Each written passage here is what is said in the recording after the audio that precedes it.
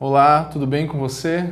Aqui é o Fabiano Crenque, da família dos que creem, e hoje nós estamos para continuar novamente juntos aqui essa série, Os Sinais da Verdadeira Espiritualidade, e temos tratado dos sinais nas últimas semanas, estamos já na parte final agora, temos ainda mais 2 semanas além de hoje dessa série, então já estamos avançando bastante nos sinais da verdadeira espiritualidade, e eu espero mesmo que você possa estar aprendendo muito nesses dias, nessas semanas que estamos trabalhando esses pontos e essas evidências, e que você possa realmente estar sendo edificado e desafiado ao mesmo tempo a ser transformado no seu interior, a se sondar, a perceber-se dentro de você como você está na sua espiritualidade. Nosso objetivo sempre é, semana após semana, pegar as Escrituras, não simplesmente basear-nos em conhecimento, em letra, mas em revelação, em compreensão clara a partir do Espírito de Deus sobre o que são os sinais da verdadeira espiritualidade. Então, esses sinais eles têm movido e mexido comigo nesses dias. Todos os irmãos que têm falado aqui têm sido muito claros e pontuais e definidos em relação àquilo que querem dizer. Então, com muita precisão, nós temos buscado colocar esses pontos, ainda que de forma muito prática, que realmente eles possam também fazer parte do seu devocional, do seu pensamento diário. Então, tanto meditando quanto vivendo essas palavras que nós temos compartilhado. Nossa ideia é realmente essa. E hoje trataremos de mais 2 sinais aqui da verdadeira espiritualidade. Então, o primeiro deles é a convicção profunda. Então, trataremos da convicção profunda na espiritualidade do cristão, na sua salvação, no seu nascer de novo, o quão é importante a convicção profunda, e o outro sinal, um espírito semelhante ao de Cristo. Então, convicção profunda e um espírito semelhante a Cristo. Esses são os 2 sinais que trataremos hoje. Então, para começar, eu gostaria que você abrisse a sua Bíblia comigo em Romanos 11, capítulo 11, o versículo 1. Primeiro versículo do capítulo 11 da carta aos Hebreus. Ora, a fé é a certeza de coisas que se esperam, a convicção de fatos que se não veem. Ora, a fé é a certeza de coisas que se esperam, a convicção de fatos que se não veem. Então esse é mais um sinal confiável da verdadeira espiritualidade que vamos tratar. Uma convicção profunda de que as verdades divinas proclamadas pela fé cristã são concretas. Uma convicção profunda de que tudo aquilo que é proclamado pelo Evangelho são coisas concretas, são coisas claras, objetivas e bem definidas. Isso é a convicção que um cristão precisa ter, segundo Hebreus está declarando aqui. Então, uma convicção de coisas que ainda não visíveis são reais, são concretas, é uma certeza inabalável dentro do ser humano, dentro do coração do homem. Esse é mais um sinal da verdadeira espiritualidade, e nós vamos desdobrá-lo aqui nesses próximos minutos. Então, esse sinal, ele realmente deixa claro que nós não nos movemos por aquilo que sentimos, por aquilo que temos simplesmente no nosso intelecto, mas também por uma certeza ainda mais profunda, que é a certeza que está no nosso interior, no nosso coração, no mais íntimo do nosso ser.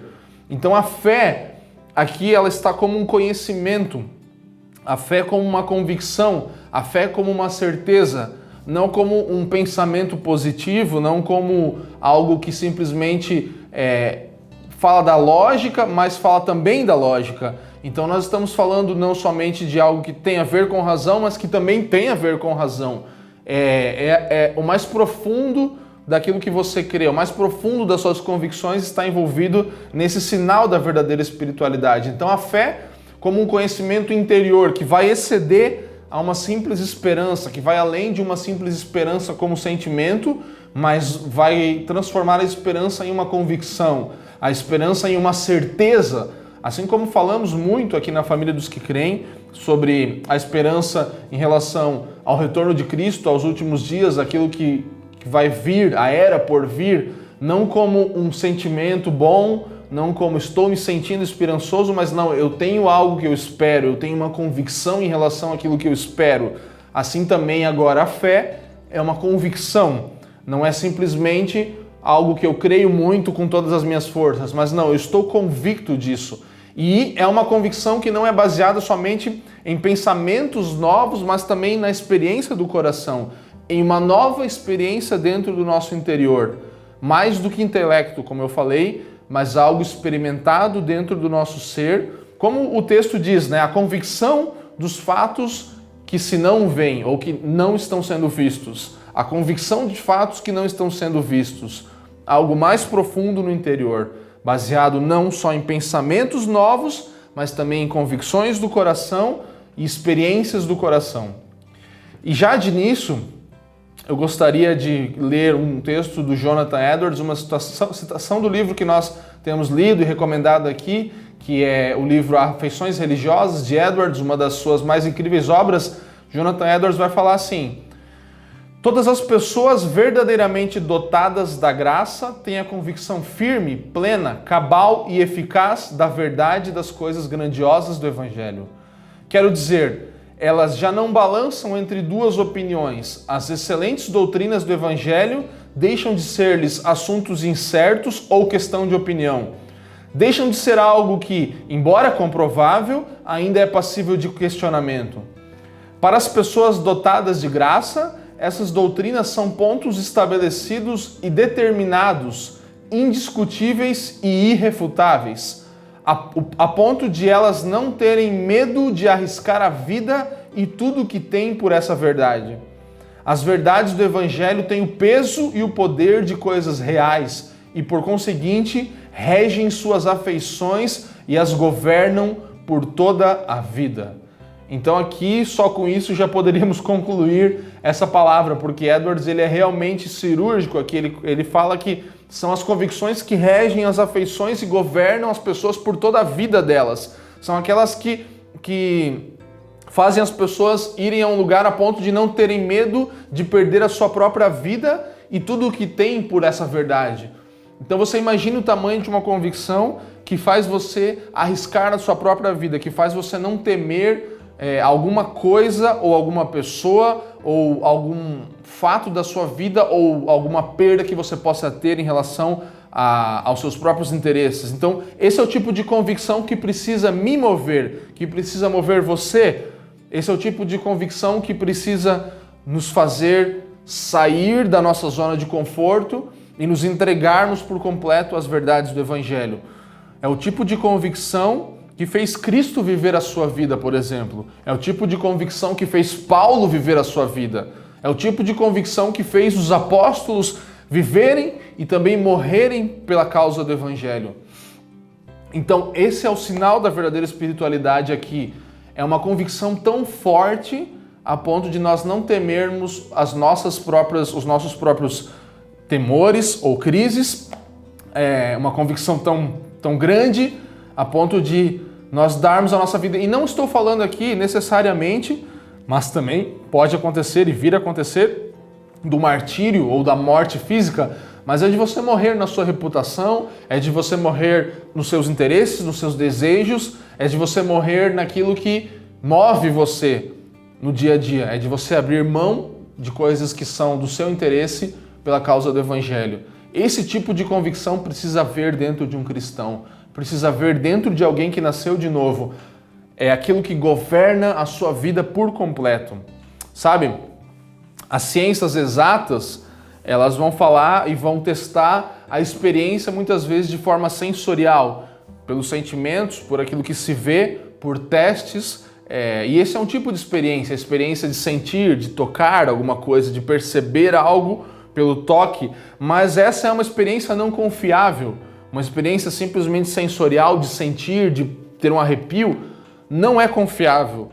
A filosofia mesmo, grandes filósofos ao redor do planeta todo e ao longo de todas as gerações e décadas e séculos e milênios até, vem falando isso, vem provando isso, vem mostrando que não são sinais confiáveis, que a experiência simplesmente sensorial não é confiável. E a ciência, por muitas e muitas vezes, confirmou por métodos, né, algumas coisas, conseguiu determinar, tentando chegar o mais perto da maneira que se imaginava algo, tentando repetir, replicar processos e descrever, chegando bem próximo da realidade. Vários processos e várias descobertas passaram por isso, mas isso nunca foi com uma certeza absoluta, então nada é feito com uma certeza tão absoluta ou realmente absoluta. São testes, são coisas que são provadas, e assim se chega ao mais provável. Então, aqui gostaria de colocar um paralelo ou até um contraponto entre duas verdades, a probabilidade e a certeza. Então, muitas das coisas na nossa vida, e nas ciências exatas, e na filosofia, e em todas as coisas subjetivas da vida, elas têm duas coisas, ou probabilidades ou certezas. Então, certezas e probabilidades são coisas diferentes. E a probabilidade que eu estou citando aqui, usada por cientistas ou historiadores ou juízes, ela é sempre essa explicação mais provável de uma experiência. Ela é aperfeiçoada e ela é usada por vezes e vezes novamente até que se prove que ela estava errada. Então, uma probabilidade, ela existe até o ponto de ela não ser mais verdade, de ela ser provada como mentira, ou de uma outra verdade vir e substituir ela. Então ela não é uma certeza, ela é uma probabilidade que pode ser aperfeiçoada, pode ser bem perto da realidade, mas ela pode ser refutada a qualquer momento. O que acontece com muitas teorias da ciência, com muitas teorias da medicina, o que pode acontecer, por exemplo, num julgamento, onde nós temos um júri, um juiz, que dá um veredito em relação a uma causa, e depois pode descobrir-se que estava errado, que não estava tão certo. Então ela era uma probabilidade que parecia muito real, mas não era uma certeza. E assim nós baseamos muitos dos conceitos humanos e das ciências exatas, que tentam ser exatas, nesse quesito da probabilidade. Então você pode ter... Eu estava ouvindo uma palestra de um médico esses dias, e ele falou que nos anos 20, e ele leu isso em livro da época dos anos 20, que falava sobre gravidez e tudo isso, e falava-se sobre quando uma mulher, uma gestante, tivesse qualquer tipo de ansiedade no meio da sua gravidez, ela deveria fumar um cigarro. Nos anos 20, um livro de medicina falava isso, e hoje nós, 100 anos depois, uma grávida não pode nem passar perto de alguém fumando. Então aquele conceito que eles tinham na época dentro da ciência não é uma coisa, você pode pesquisar e ver, não é uma invenção, era uma comprovação. Os cientistas, os médicos falavam que uma grávida poderia fumar um cigarro se ela estivesse ansiosa naquela época. Hoje isso é totalmente refutado por todos os médicos e cientistas. Obviamente que isso não faz bem para uma pessoa, muito menos para alguém gestante. Então, aí você pode perceber como uma coisa que é certa na ciência exata ou em qualquer tipo de ciência ou filosofia ou na história ou até no meio jurídico pode mudar com o passar do tempo. Isso é uma probabilidade que não se tornou jamais uma certeza. Então, a convicção, ela não é limitada à mente, aos conhecimentos mentais, mas ela usa também o conhecimento mental, partindo de conclusões tiradas de evidências. Então, é essa convicção que nós estamos falando aqui. É uma convicção que parte de evidências. Ela não é limitada ao conhecimento natural, não é limitada ao conhecimento intelectual, mental, mas também tem base nele e é definida a partir de convicções e não de ideias, não simplesmente de subjetividades. Por exemplo, se falarmos aqui das evidências da ressurreição, eu não estou aqui nesse vídeo com o objetivo de fazer um vídeo de apologética ou de defesa da fé em relação aos fatos ou não fatos, como você pode pensar em relação a Cristo, a sua ressurreição e etc. Mas eu estou tentando trazer algumas convicções que nós temos a partir de fatos, que nós sabemos que são fatos, e eu vou falar algumas coisas aqui que não são aprofundamentos em relação a esses fatos, mas, por exemplo, evidências da ressurreição que nós temos. O túmulo vazio. Então, o túmulo vazio, se ele não tivesse realmente vazio, as autoridades romanas elas poderiam facilmente ter refutado e considerado como seita de verdade aquilo que eles já consideravam como seita. Eles poderiam ter refutado de verdade as seitas falando que Jesus não tinha ressuscitado, mas eles nunca apresentaram um corpo falando que Jesus não tinha ressuscitado, porque não havia um corpo. Então, Essa é uma evidência da ressurreição de Cristo, por exemplo. Ou mesmo todas as testemunhas oculares que nós podemos ver historicamente falando. Não só tendo a Bíblia como um livro divino e revelado, também como um livro histórico, nós tivemos várias evidências de pessoas que viram o Cristo ressurreto. Então aí há uma evidência de que ele estava ressurreto novamente. Testemunhas oculares, discípulos e até pessoas adversárias a Cristo, como o próprio Paulo naquela época, como Saulo, o adversário de Cristo, vendo Cristo ressurreto. E assim também os seus discípulos, João, Pedro, Tomé, que inclusive como Tomé tocaram nele, e esses outros estiveram à mesa com Cristo, andaram com Cristo após a sua ressurreição.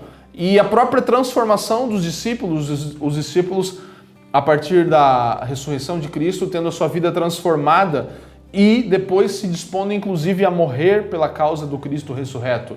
Então ninguém se dispõe a morrer por uma história que sabe não ter sido verdade. E vários dos apóstolos, dos discípulos e de todos os seguidores de Cristo depois morreram pela causa do Cristo ressurreto que eles com convicção defendiam e pregavam. Então aí nós podemos perceber que estamos falando também de coisas lógicas. Não estamos falando de coisas simplesmente que estão no âmbito do coração ou da alma. Então é uma convicção profunda que não é simplesmente mística, mas é parte da mente também, que tem bases lógicas, como estou falando. Então tem lógica envolvida, tem raciocínio, tem pensamento. Esse é o tipo de convicção. Eu gostaria que você entendesse muito sobre o que estamos falando, que não é um convencimento. A minha convicção não é baseada em algo que eu fui convencido ou que eu tive uma experiência espiritual muito transcendental e a partir daquilo eu simplesmente comecei a crer. Porque esse é o tipo de coisa que muitas pessoas refutam e vão contra, experiências espirituais aleatórias e tal. Mas a convicção do cristão, a verdadeira espiritualidade, ela tem dentro de um cristão uma convicção que tem sim fatos lógicos, que tem evidências, mas vai além disso, vai muito além disso. Então é mais do que a experiência simplesmente mental e intelectual. Ela está baseada sim nas razões da mente, mas tem uma conclusão baseada numa experiência sobrenatural também, como vamos tratar aqui. Então, se eu e você formos apenas convencidos intelectualmente das verdades do Evangelho, nós nunca vamos ver a realidade atuando em nós. Então, é diferente você ter certeza sobre algo externo que não atua dentro de você e a partir de você. Quando falamos aqui do primeiro sinal da verdadeira espiritualidade, a habitação genuína, a habitação permanente do Espírito em nós, falamos sobre isso, que nós nos tornamos uma fonte a jorrar. Então, não simplesmente somos iluminados pelo sol da justiça, mas nos tornamos como uma pequena estrela que também tem a sua luz a partir desse gerador de luz que está dentro de si, que é a habitação do Espírito. Então, se nós fôssemos apenas convencidos intelectualmente das verdades do Evangelho, nós não teríamos vivência, nós não experimentaríamos isso como uma realidade atuando dentro de nós e a partir de nós. E aqui vem um exemplo muito clássico, que nós não vamos nem ler, mas vamos só citar e lembrar aqui de Mateus 16, onde Pedro e outros discípulos estão ali e o próprio Cristo, Jesus, vem e pergunta aos discípulos quem dizem que eu sou, e aqueles discípulos vêm e vários falam. Alguns dizem isso, um profeta, um agitador, alguém que estava ali fazendo um tumulto, e alguns dizem isso e aquilo, tal, e Pedro está ali diante do Cristo, e Cristo pergunta, e você, quem diz que eu sou? E Pedro fala, tu és o Cristo, o Filho do Deus vivo. E Jesus, logo na hora, responde, muito bem, isso é verdade, Pedro, mas isso não vem do seu intelecto, simplesmente. Ainda que você está vendo, você tem uma verdade intelectual, você não é ignorante, você está vendo o que está acontecendo. Então, pela lógica, você sabe quem eu sou, porque você está convivendo comigo, você tem fatos reais sobre quem eu sou, mas não foi sangue e carne que revelou isso para você, foi o próprio Espírito. Então, Cristo aqui ele está falando, ele não está refutando os fatos lógicos que Pedro e todos os discípulos vivenciaram, mas ele está falando, não é só isso que é o suficiente. Mas o Espírito precisa te revelar para que você saiba que eu sou o Cristo, para que você reconheça que eu sou o Cristo. Então Cristo ali adiciona algo e ele mostra que a revelação sobrenatural, portanto, ela transforma essa conclusão intelectual que os discípulos tinham numa conclusão do coração, numa conclusão interior, numa conclusão mais profunda. Então é intelectual, é lógico, mas precisa da revelação de quem Cristo é para que se torne prática e se torne algo do interior, do coração, da vivência, que gere afeições, como temos falado aqui. Mais uma vez, quero ler Edwards aqui, citá-lo. Em Afeições Religiosas, ele fala assim: a percepção dessa glória divina, esse conhecer a Cristo, né, e ter Ele revelado, remove os preconceitos do coração contra a verdade das coisas divinas, de modo que a mente se abre para a força das razões propostas. A mente humana se encontra por natureza em estado de plena inimizade contra as doutrinas do Evangelho, o que é desvantajoso para os argumentos que provam a verdade dessas doutrinas e lhes reduzem a força de persuasão da mente. Quando, porém, a uma pessoa é revelada a divina excelência das doutrinas cristãs, a inimizade é destruída, os preconceitos são eliminados, a razão é santificada e sua mente se abre e se liberta. Então, Jonathan Edwards justamente fala isso, que uma pessoa ela não negligencia os seus pensamentos naturais e a sua intelectualidade, mas essa razão e essa lógica toda ela é santificada, ela é elevada a um padrão ainda mais alto. Então todo o nosso intelecto, os nossos pensamentos, a razão, a lógica, a ciência, o conhecimento não é ignorado, mas é elevado a um grau ainda mais sublime, ainda mais poderoso, que tem agora a capacidade de nos mudar e de fazer com que nós vivenciemos aquilo que já conhecíamos. É como Jó quando fala: antes eu te conhecia de ouvir falar, mas agora os meus olhos te veem. Então, todo conhecimento adquirido até então não é ignorado, mas agora é potencializado pela revelação de quem Cristo é. Isso faz com que a convicção exista dentro de um verdadeiro cristão. Eu lembro de C.S. Lewis, quando ele fala sobre a sua conversão, ele fala assim que ele já estudando ali a Cristo e sabendo algumas coisas até sobre a Bíblia, mas num certo dia normal, um domingo de manhã, ele fala um domingo de sol de manhã, quando ele foi ao zoológico, ele acordou de manhã e foi ao zoológico como alguém que não acreditava que Cristo era o Filho de Deus. E quando ele estava naquele zoológico, ele chega lá e agora ele acredita que Cristo é um Filho de Deus, é o Filho de Deus. Então, mesmo, ele fala assim, mesmo sem no caminho de casa até o zoológico, ou de ter acordado naquela manhã, até aquele momento que ele simplesmente começa a crer em Cristo, ele não estava nem pensando em relação a Cristo, ou nas verdades do Evangelho e tudo isso. Mas ele é acordado, ele é despertado. Ele fala assim, é como um homem após um longo sono, ainda imóvel em sua cama, toma consciência de que agora está acordado. Então, como um homem que estava dormindo, um homem que estava deitado na cama, agora do nada acorda, desperta e percebe como é estar acordado.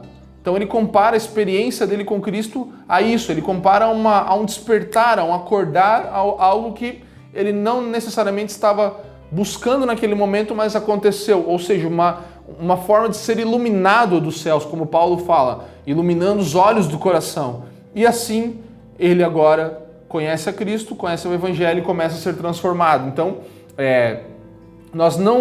eu gostaria realmente, antes de concluir esse primeiro sinal da verdadeira espiritualidade, que eu e você tivéssemos aqui uma advertência para nós mesmos, que nós não podemos ter essa ideia errada de que nunca temos dúvidas, sabe?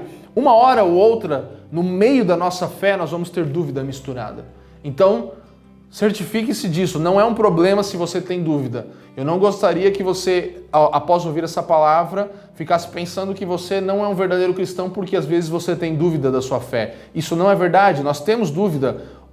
O próprio Lewis, como eu falei aqui, muitas vezes fala, quando os pais dele, eu não lembro se o pai ou a mãe morre de câncer, ele é muito abalado na sua fé e ele tem um problema muito de saber realmente se aquilo era verdade ou não. Então há dúvidas. Não há problema nós termos dúvidas. Então, esses momentos de escuridão, momentos de provas, de dificuldade, eles muitas vezes ofuscam a nossa fé. Mas ela ainda permanece lá, ela não morre, ela não é apagada, ela não é destruída jamais. São momentos que nós passamos. Então, tranquilo, fique em paz se você tem algum momento de dúvida, se você, nesse momento, está vivenciando um momento de dúvida em relação a Deus e a sua fé. A verdade é que se a fé ainda existe, se ela ainda está lá, esses momentos não ofuscarão ela. E eu quero concluir essa primeira parte com uma citação do Gerald McDermott no livro dos Sinais da Verdadeira Espiritualidade, que ele justamente conclui falando sobre isso, e eu achei muito boa a forma que ele sintetiza essa ideia. Ele fala assim: a fé autêntica terá convicções de coração de que os ensinos do Evangelho são verdadeiros. Sua visão da glória e beleza de Deus tornará essas verdades vividamente reais. Haverá um aumento e diminuição de confiança, ou seja, um aumento e diminuição de tempos em tempos, especialmente durante períodos traumáticos, ele fala. Mas, no fim, a antiga confiança retornará, pois estava baseada não em simples arrazoados mentais, mas na revelação sobrenatural da beleza das coisas divinas. Então essa antiga confiança, ela precisa retornar, mesmo que em um momento de dúvida, mesmo em um momento de escuridão, em um momento de tribulação, vai retornar a fé e a convicção. Por quê? Porque ela não foi baseada simplesmente em conhecimentos intelectuais. Foi baseada na revelação da beleza de Cristo, da revelação da grandiosidade de quem é Ele, não do que eu conheço sobre Ele. Então, enquanto o nosso conhecimento for baseado simplesmente em conhecimento intelectual, em experiências na nossa mente, nós não teremos essa fé inabalável, essa fé que, ainda que sofra ataques de dúvida, mas que permanece ali convicta. Nós vamos ter sempre dúvidas, mas se tivermos uma revelação de Cristo, um encontro com Ele de verdade, se Ele realmente iluminou os olhos do nosso coração, nós vamos voltar e a nossa convicção novamente estará ali, aonde nós a deixamos no momento de alguma dificuldade. Então, não tenhamos a ideia errada de não podermos ter dúvida, mas que a revelação sobrenatural de Cristo nos dê essa convicção inabalável, mesmo em momentos difíceis. Então esse é o primeiro sinal da verdadeira espiritualidade que estamos tratando aqui hoje. É a convicção, a profunda convicção, a convicção interior e também na razão e lógica, não negligenciando fatos, mas não se baseando somente neles, somente nas coisas naturais, mas também em uma experiência espiritual. E aqui nós agora fazemos uma ponte para o espírito semelhante de Cristo, que é o próximo ponto. Então, na semana passada, se você não viu o nosso vídeo anterior, nós tivemos os pontos que falamos sobre a humildade e também sobre a nova natureza. E a nova natureza, que foi o último ponto que foi falado na última palavra dessa série, que você pode buscar aqui no canal, você pode ouvir essa palavra, você vai ver que vai ter muito a ver com essa nova natureza que culmina em um espírito semelhante ao de Cristo. Então, há uma conexão muito grande entre esses dois sinais de verdadeira espiritualidade. Lutero, se eu não me engano, foi o que trouxe pela primeira vez esse conceito, essa ideia. Ainda que em Antioquia eles foram chamados discípulos a primeira vez de cristãos, ele dá essa ideia de que os cristãos são pequenos cristos mesmo, né? Eu lembro dele falando isso. Então, pequenos cristos é como somos conhecidos, é como somos vistos por sermos cristãos. Então, todas as pessoas regeneradas precisam ter alguma semelhança com Cristo. Isso é um fato. Isso é uma parte desse próximo sinal de verdadeira espiritualidade. Todas as pessoas regeneradas, elas necessariamente têm alguma semelhança com Cristo. Elas têm algum aspecto, ainda que no início da sua fé, elas vão começar a desenvolver esses aspectos de semelhanças a Cristo. Isso é um sinal confiável. Se há sinal de Cristo em alguém, do Espírito de Cristo em alguém, esse é um dos sinais de que aquela pessoa realmente nasceu de novo, de que eu realmente nasci de novo, de que sou parte de Cristo. Romanos 8:29 vai falar isso, porque nós realmente fomos predestinados a isso, por isso temos parte de Cristo em nós. Vamos lá. Paulo fala assim: porquanto aos que de antemão conheceu, também os predestinou para serem conformes à imagem de seu Filho, a fim de que ele seja o primogênito entre muitos irmãos. Então, com certeza, precisa haver semelhança num cristão, aquele que ele imita, aquele da qual ele foi feito imagem, a saber, Cristo. Então, nós somos predestinados a isso, a sermos semelhantes ao nosso Senhor, a sermos semelhantes àquele do qual temos imagem e somos parte da família, uma família de muitos filhos semelhantes a Jesus, todos semelhantes a Ele. Então eu gostaria de aqui, em alguns pontos, falar como, de forma bem prática, como nós somos semelhantes a Cristo. Porque eu acredito que nós precisamos sair do campo da subjetividade, pelo menos nesse ponto, e realmente pontuar algumas coisas, características que são características que mostram que Cristo e o Espírito de Cristo está em nós. Aqui eu não estou falando do Espírito Santo, mas quando eu falo do Espírito, é o Espírito com E minúsculo aqui, é o nosso Espírito como o Espírito de Cristo, como nos movemos, como falamos do Espírito dessa época, o Espírito desse mundo, deste século, então é a forma, é o padrão, é como nós nos movemos. Então o Espírito de Cristo se manifesta, primeiro, mansidão. A mansidão é uma característica de alguém que tem o Espírito de Cristo em si, alguém que tem um espírito semelhante ao de Cristo. Então, ser cristão, ser como Cristo, significa ter a mansidão. Mateus 11:29. Tomai sobre vós o meu jugo e aprendei de mim, porque sou manso e humilde de coração. Então, Jesus Cristo está falando, tomai sobre vós o meu jugo e aprendei de mim, porque sou manso e humilde de coração. Falamos também na semana passada sobre a humildade, agora falamos sobre a mansidão. Eu gosto muito de um conceito, como o Leandro Vieira fala, que mansidão é a forma como eu ajo, humildade é a forma como eu ajo, e mansidão é a forma como eu reajo.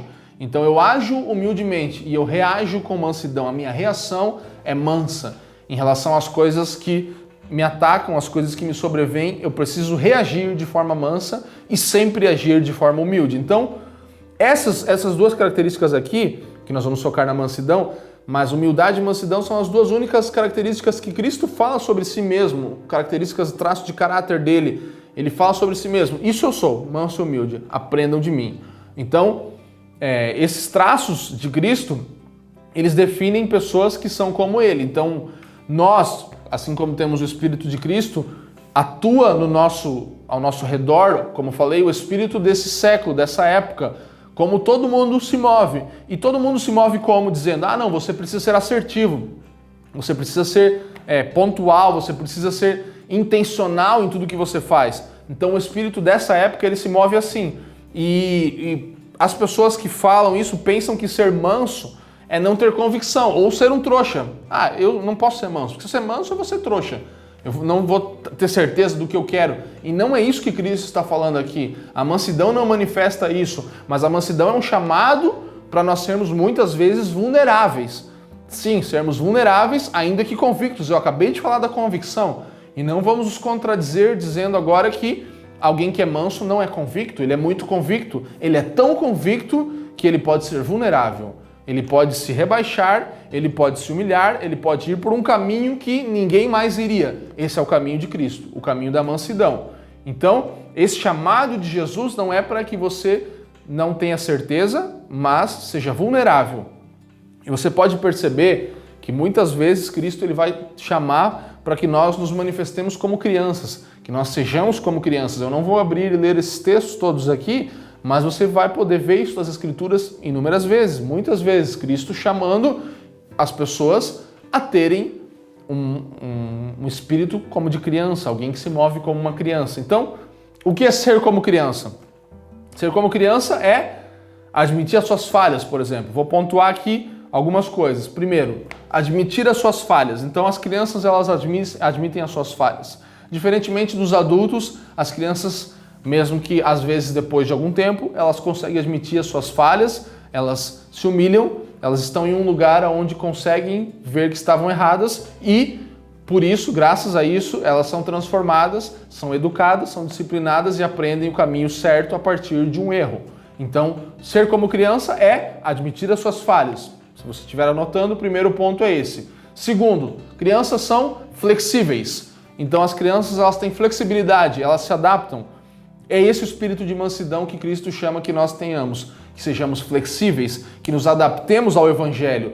A palavra, a cruz, Cristo não pode se adaptar a nós, nós não podemos desenhar o Deus, idealizar o Deus, a Bíblia e as Escrituras e as leis e os mandamentos que nós queremos, mas nós precisamos ser flexíveis e nos adaptarmos ao estilo de vida que Cristo nos chama a viver. Crianças têm essa característica. Outra característica, crianças ignoram amarguras. Crianças não ficam amarguradas por muito tempo, pelo menos. Crianças, elas brigam e elas vão falar assim, eu não sou mais seu amigo. Eu falei muitas vezes para algum primo meu, eu não vou mais ser seu primo, como se fosse possível eu não ser mais parte da minha família. Eu não sou mais seu irmão. Mas passava 5, 10 minutos e nós estávamos novamente brincando e nos divertindo. Ou seja, uma criança não guarda amarguras, ainda que ela possa falar ali, achar que ela ficou brava, alguns minutos depois, ou no máximo no outro dia, vamos lá, estamos novamente brincando juntos e fazendo tudo aquilo que ontem nunca mais faríamos. Então, a criança, ela não guarda amarguras. Nós, como cristãos, se temos o Espírito de Cristo, não podemos guardar amarguras. Nós precisamos deixar as amarguras de lado. Outra coisa, quarto ponto que as crianças elas são ensináveis. Então toda criança é ensinável. Toda criança, ela está em uma fase, em um momento da sua vida que ela é totalmente ensinável. Todo o seu caráter, toda a sua forma de proceder, toda a sua índole é totalmente ensinável. Ainda que haja erros, ela se submete ao ensino. É assim que a criança faz. Então, mais uma característica. E a última delas, que você talvez se assuste, mas a verdade é que a criança tem disposição de sofrer também. Então, a criança, ela tem muita disposição de sofrer. Ela se dispõe a sofrer por aquilo que ela está buscando, ela se dispõe a sofrer por um desejo que ela tem no coração dela, e ela se dispõe a sofrer, inclusive, quando é disciplinada. Porque ela sabe que depois de um erro, ela vai ser disciplinada. E ela sabe que aquela disciplina vai trazer crescimento para ela. Então, ela tem uma predisposição a sofrer, porque a disciplina pela qual ela vai passar vai trazer maturidade a ela. Então, vamos lá, crianças são um exemplo que Cristo sempre chama, e eu coloquei aqui 5 pontos. Admitem falhas, são flexíveis, ignoram as amarguras, são ensináveis e têm disposição de sofrer. Segundo ponto, primeiro, mansidão. Segundo, o que nos faz ter o Espírito como Cristo, a coragem. A coragem de Cristo precisa estar em nós. E a coragem de Cristo muitas vezes é confundida por nós quando pensamos naquela passagem bíblica que nós temos Cristo no templo, temos Cristo diante daquela situação onde estava sendo feito comércio no templo e ele dá chicotadas e chibatadas e derruba aquilo tudo e nós pensamos, é isso aí, eu preciso ser corajoso como Cristo, mas esse texto ele é usado de forma errada, muitas vezes por nós como pretexto para que nós possamos deixar as nossas emoções exacerbadas saírem de nós, explodirem e muitas vezes nada santas, né? Não tem nada de santo nessas explosões, mas como uma indignação baseada na minha e na sua justiça própria. Então não use esse exemplo de Cristo fazendo isso no templo, derrubando as coisas, como uma desculpa para poder explodir nas suas emoções, que são realmente muitas vezes nada santas e baseadas em justiça própria. Não é desse tipo de coragem que estamos falando aqui. Estamos falando de uma coragem que vai muito além. Uma coragem que vai além porque ela é uma coragem que leva Cristo até a cruz, que leva Cristo a não derrubar os outros, mas a derrubar a si mesmo, a não derramar o sangue de outros, mas derramar o seu próprio sangue, a entregar não a vida de outros e sacrificar os outros, mas sacrificar a si mesmo. Essa é a coragem que eu estou falando aqui, que nos torna semelhantes a Cristo.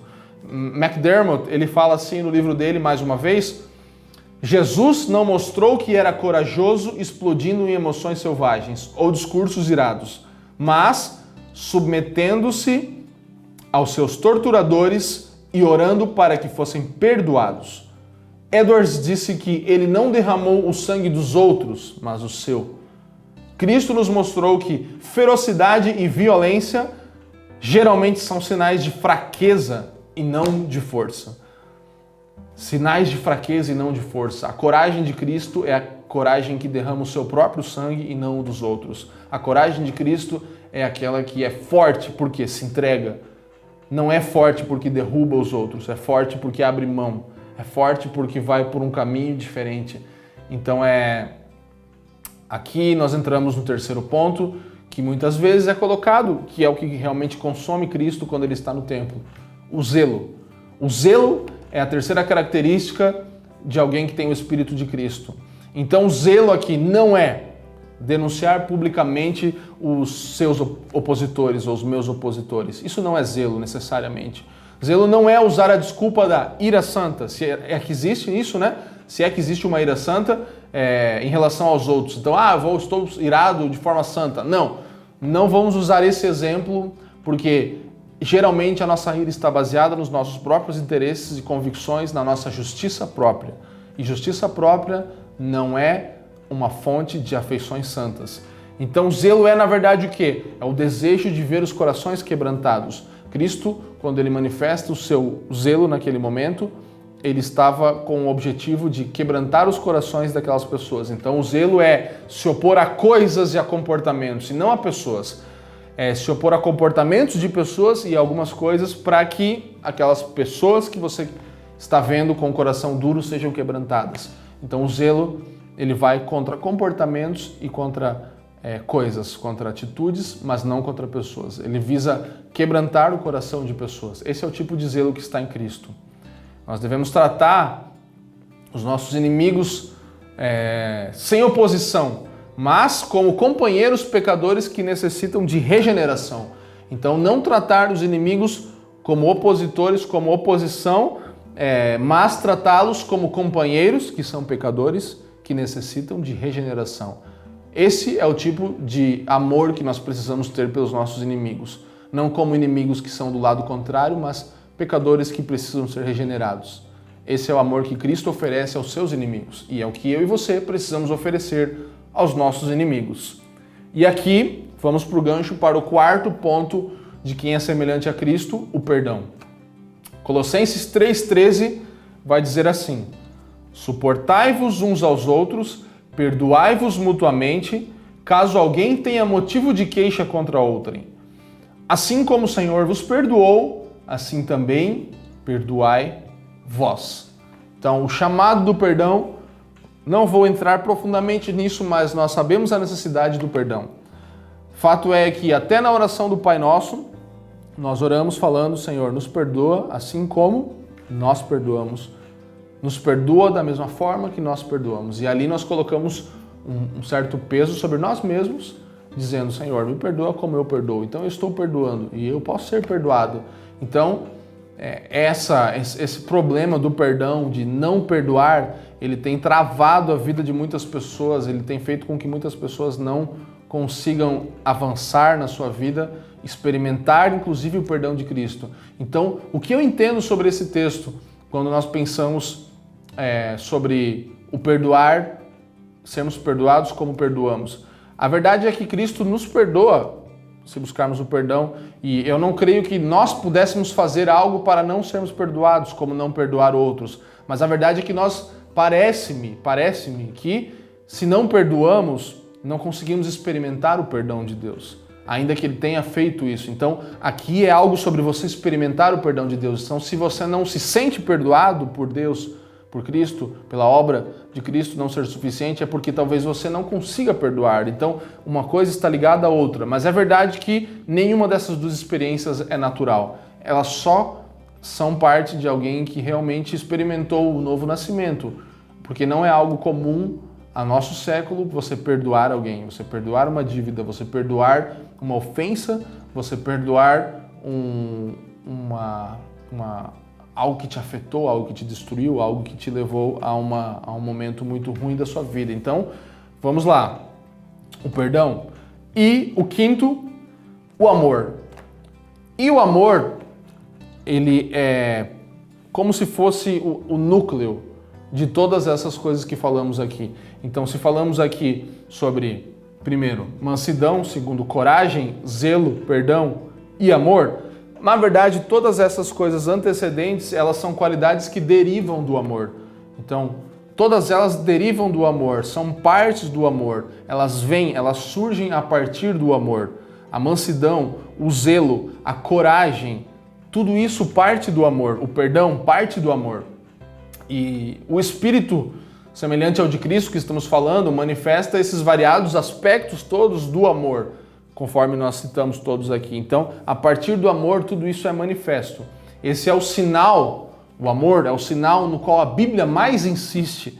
E nós já falamos um pouco sobre isso também nas palavras anteriores, sobre o que é o amor aqui, mas eu gostaria rapidamente de citar uns 3 ou 4 textos bíblicos aqui, realmente nos mostrando, e existem inúmeros mais, mas nós vamos focar em alguns aqui. Por exemplo, Jesus nos disse em João 13:35 que nisto conhecerão todos que sois meus discípulos. : se tiverdes amor uns aos outros.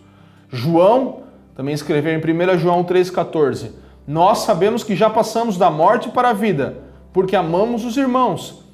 Aquele que não ama permanece na morte. E na mesma epístola, ele advertiu que sem amor pelos outros não podemos amar a Deus. 1 João 4,20 vai dizer: se alguém disser amo a Deus e odiar ao seu irmão, é mentiroso.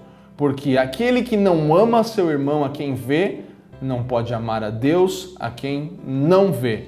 Então aqui temos a centralidade do sinal do amor como algo que genuinamente mostra um verdadeiro cristão.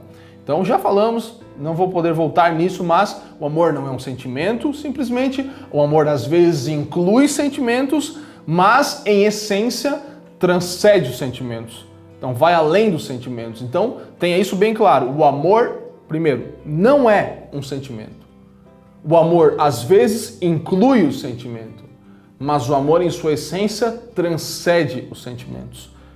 Tenha isso em sua mente, porque não é só sentir, às vezes tem alguma coisa de sentimento, às vezes não tem, às vezes não inclui, mas sempre vai além, sempre transcende os sentimentos. Então, o amor é o mais importante porque, como falei aqui, é o resumo do ser semelhante a Cristo, é o amor.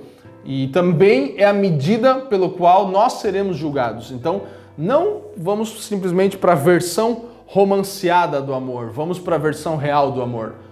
O amor é a medida pelo qual também seremos julgados, pelo quanto amamos seremos julgados. Então não é uma coisa bonitinha que temos uma opção de viver ou de experimentar, mas é a medida pelo qual seremos julgados. Eu gosto, inclusive quando estava preparando essa mensagem, estava ouvindo a música da Misty Edwards. Você pode procurar a Measure of His Love, a medida do amor. Então ela canta assim, ela fala que a medida do coração, a Measure of a Man, desculpe, a medida do homem é o seu coração, a medida do homem é o seu amor. Então essa é a nossa medida. O nosso amor é medido mostrando aquilo que são as nossas intenções. A medida do homem é a medida do seu coração. A medida do homem é a medida do seu amor. Nas palavras da Madre Teresa, não se trata de quanto fazemos, mas com quanto amor fazemos.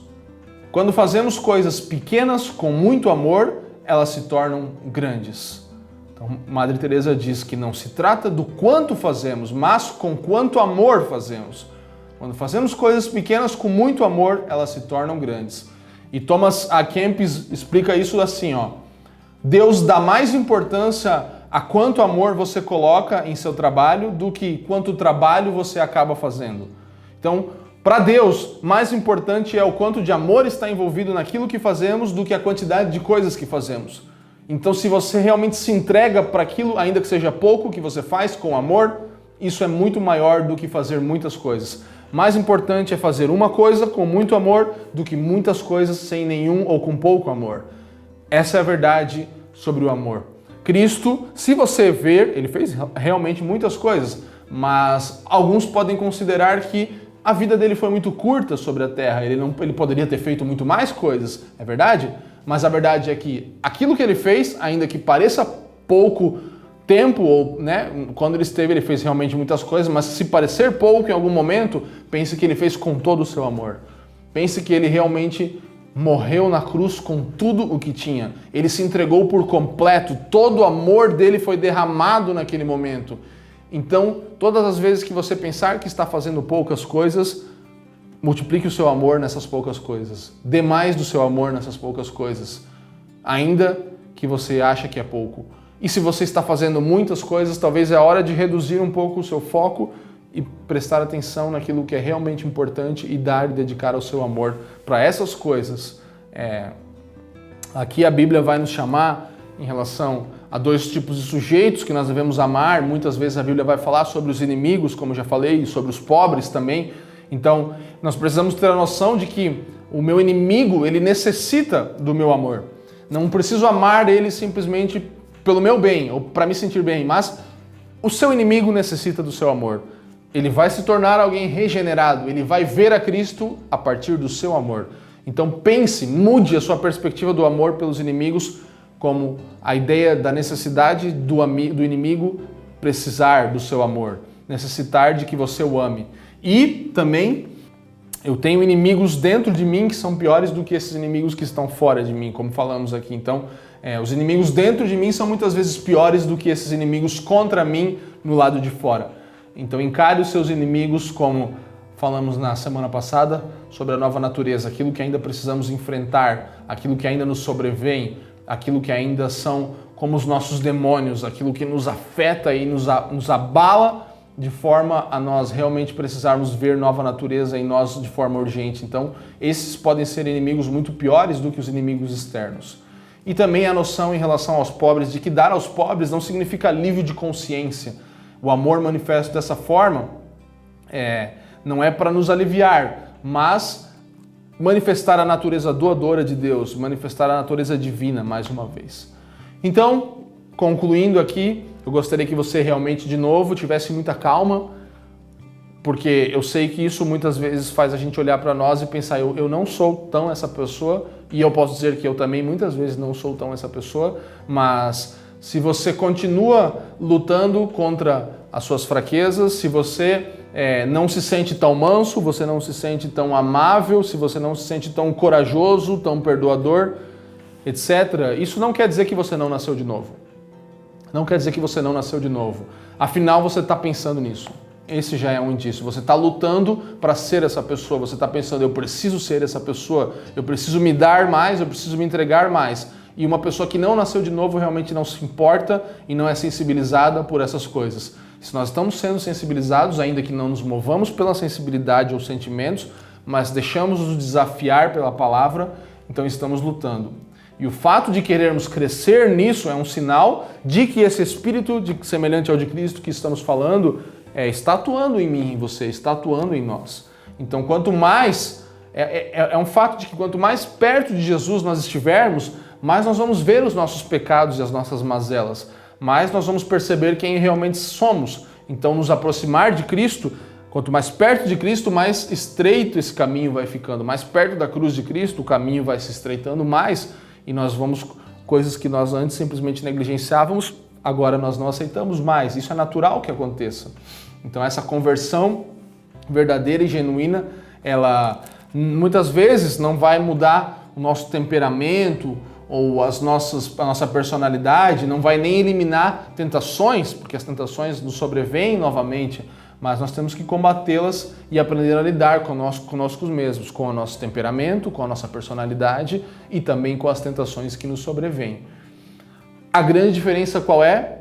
Para um novo nascido, agora temos um poder que realmente é eficaz contra o pecado, é realmente eficaz para nos dar uma nova natureza, que não vamos mais lutar só pela nossa intelectualidade. Então não é como cortar uma árvore com um machado que não tem fio, que não está afiado. Não é diferente de você empurrar uma pedra ladeira acima, que todo esforço que você faz parece que nunca vai chegar lá. Agora nós temos um poder sobrenatural. Além de conhecimento intelectual e razão, temos certeza porque temos Cristo revelado a nós, temos convicção porque Ele nos chamou e Ele nos deu essa nova mente. Então, não acontece de um dia para o outro, é uma transformação gradual, a nova natureza ela vai se transformando e essa mudança é permanente, ela perdura, mas ela é gradual. Então não espere de um dia para o outro se transformar em um ser totalmente como Cristo. Mas esses hábitos eles são fortalecidos no sentido bom e enfraquecidos naquilo que é ruim com o passar dos meses e até anos. Então eu posso perceber na minha vida com anos de caminhada cristã coisas que agora sim são diferentes. Mas não se esqueça, Essas coisas, elas também são definidas por dias, pequenos dias. Dia após dia, nós temos a nossa natureza transformada, nós temos o nosso ser transformado, como Romanos 12:2 fala, uma transformação contínua da nossa mente. Até que a longo prazo, no nosso dia a dia nós vamos ver isso, chegará o dia que nós seremos como Ele é, como Cristo é. E aqui eu encerro citando talvez uma das minhas passagens favoritas das Escrituras, 1 João 3:2. Amados, agora somos filhos de Deus, e ainda não se manifestou o que haveremos de ser. Sabemos que, quando Ele se manifestar, seremos semelhantes a Ele, porque haveremos de vê-lo como Ele é, e assim mesmo se purifica todo o que nele tem esta esperança, assim como Ele é puro. Temos aqui algumas coisas claras. A primeira, somos filhos de Deus. A segunda, ainda não se manifestou o que haveremos de ser. Então já temos algo, estamos em um lugar, ainda não é pleno. Vai acontecer algo maior. Outra coisa, temos fato e consciência. Sabemos que quando Ele se manifestar, então sim, seremos semelhantes a Ele, porque nós veremos como Ele é. E agora temos algo que acontece ainda hoje. Assim mesmo se purifica todo aquele que nele tem essa esperança. É a nossa parte no processo de transformação baseado na esperança que temos e assim nos tornaremos santos e puros como Ele é. Então, o meu encorajamento para você é esse nesse dia, que você realmente possa buscar esse Espírito como de Cristo, não desanimar nessa busca e também que você possa ter uma convicção plena, uma convicção realmente profunda na sua fé, não abrir mão da razão, não deixar de pensar, mas que a sua experiência com Cristo e a revelação dele na sua vida realmente definam a sua fé e a sua convicção em Cristo. Gostaria de encerrar com uma oração nesse tempo e que realmente o Espírito de Deus possa fazer com que essas verdades fiquem realmente impressas no seu interior, no mais profundo do seu ser e elas acompanhem você. Pai, muito obrigado pela Tua palavra, obrigado pelas Escrituras que são a santa palavra de Deus. Nós reconhecemos que tudo que ouvimos e vimos aqui parte do Senhor, não do nosso intelecto. Obrigado porque você nos deu uma mente pensante, você nos deu razão, você nos deu lógica, mas você também nos deu o Teu Espírito e nos deu a revelação de quem você é. E junto com todas essas coisas, agora nós podemos ter uma convicção clara, uma convicção profunda, uma convicção inabalável, ainda que dúvidas surjam, mas a nossa fé é superior, nosso conhecimento de quem você é e do que você está fazendo. Nós queremos conhecer, sim, o Deus de poder também, mas mais do que Deus de poder, queremos conhecer a vontade desse Deus, o desejo de Deus para nós, para a humanidade, para a história. Então, por isso estamos aqui. Sabemos que você manifestará o Teu poder a toda criatura, você manifestará o Teu poder àqueles que creem e aos que não creem, mas nós somos dos que creem, por isso queremos conhecer a Tua vontade. Essa é a nossa fé, essa é a nossa esperança. E a partir de conhecermos a Tua vontade, queremos ser transformados segundo ela, tendo em nós o Espírito de Cristo, tendo em nós as atitudes que Cristo teve, o pensar, o proceder, o atuar, a convicção, a certeza, o padrão de pensamento, padrão de comportamento, padrão de sentimento como de Cristo. Em nome de Jesus, nos abençoe com a mente de Cristo e com convicção profunda nesses dias. Amém. Amém. Nós te agradecemos mais uma vez, você e sua família, por nos acompanhar. Nós voltamos na próxima semana com mais uma palavra e também toda a nossa programação aqui pelo YouTube, pelo podcast. E se você puder, compartilhe esse vídeo com algumas pessoas, divida esse conhecimento com alguém e faça com que essa mensagem possa alcançar mais pessoas também. Muito obrigado. Deus te abençoe.